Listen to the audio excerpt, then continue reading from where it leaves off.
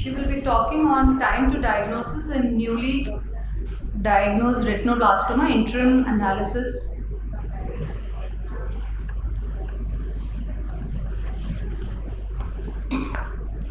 Good morning, everyone.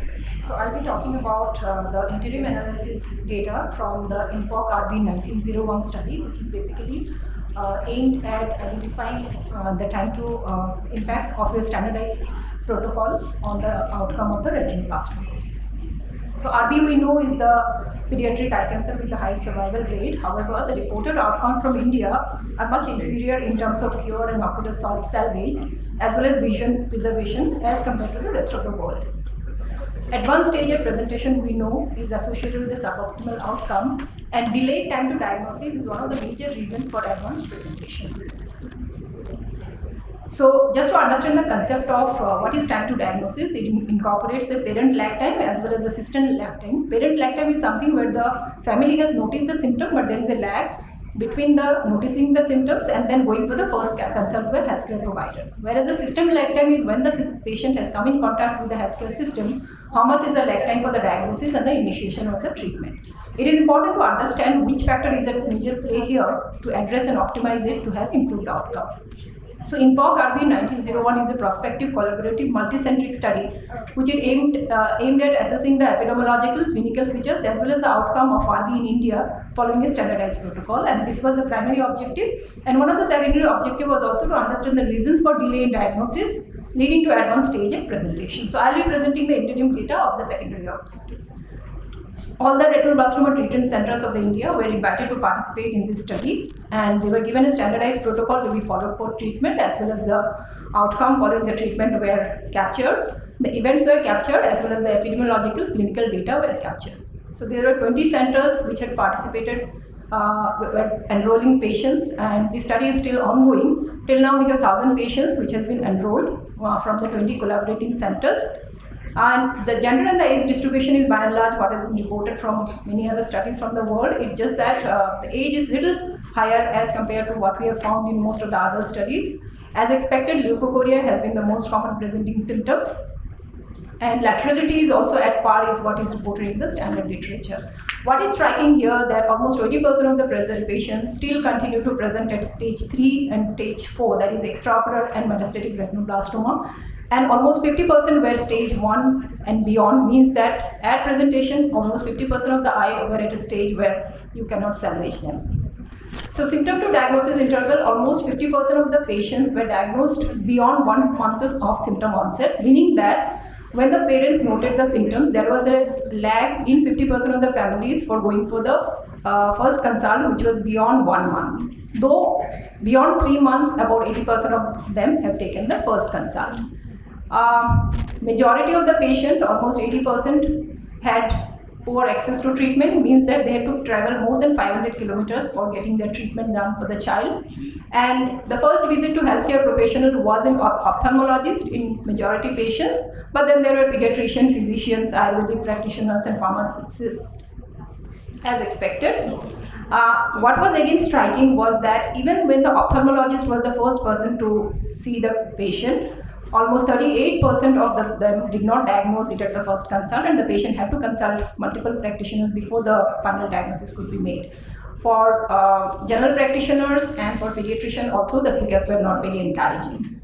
So there was a significant correlation of increased time to diagnosis with when the strabismus was the presenting symptoms, the time to diagnosis was more. When the distance from the treating center was more, the time to diagnosis was more. Low socioeconomic status, the stage of presentation, and were also associated with the increased time to diagnosis, and there was a negative correlation with improved parental education status. So to conclude, almost 52% of the patients in this study were diagnosed within 1 month of the treatment onset, meaning that almost 48% were still diagnosed beyond 1 month of symptom onset. 20% still continue to present at stage 3 and stage 4, where saving life becomes difficult. There appears to be delayed recognition by the family, as well as there appears to be delayed diagnosis by the healthcare providers. So prolonged treatment time does correlate with the advanced stage of presentation. So what does it mean? For the effort, if you have to catch it early and improve the survival of RB, the effort for early diagnosis has to be directed both towards the community awareness We can take help of piggyback with the other pediatric screening programs, the government programs also maybe, the routine screening, during contact with any healthcare providers like a pediatrician for immunization and many other pediatric screening programs. To do that, awareness and training of the healthcare providers are also essential so that they get the diagnosis at the earliest possible. But despite that, we've seen that 50% of those patients still presented at group E or B or mean, even when the time to diagnosis was less than 3 months. So possibly the tumor biology could be a little different in our population, which we still don't understand and needs further study. So this was the synopsis of my study. Thank you for listening. Dr. SIMA, but we want to know one. That study was done at your center? No, this is a multi-centric study. There were 20 centers which have participated in this study.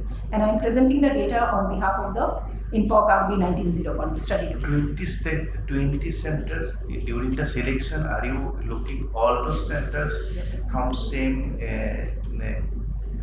socioeconomic category of the state, or what was your criteria to select those 20 centers? So these were all newly diagnosed patients. The centers which were already treating retinoblastoma, as per the database which was available, they were all approached to enroll their patients. So any newly diagnosed patient, irrespective of the socioeconomic status, who fulfill those criteria, where the treatment was not initiated before we had the kind of baseline data, were enrolled for the study. And this is the map which is, it's gone. So the centers were spread all across India. Across the India? Yeah. Good presentation. Just one question. I think it is an eye-opener that 20% of cases still present with stage 3 and stage 4.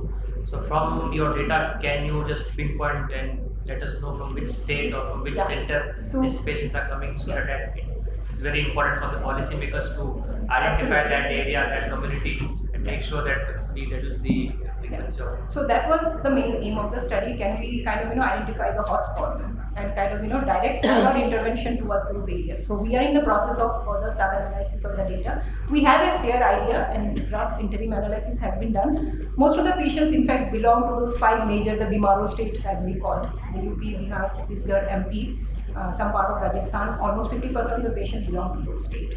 And the major chunk of the stage 3 and stage 4 are also from those states.